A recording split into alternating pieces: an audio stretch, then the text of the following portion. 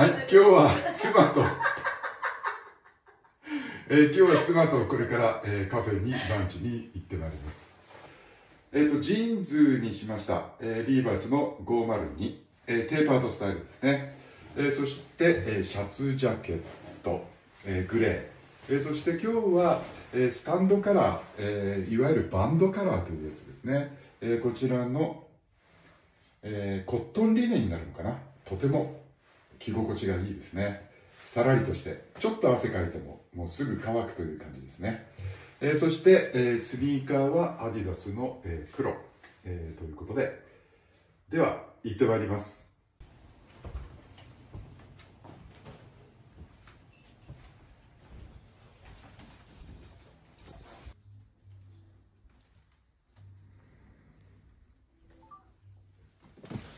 いただきます。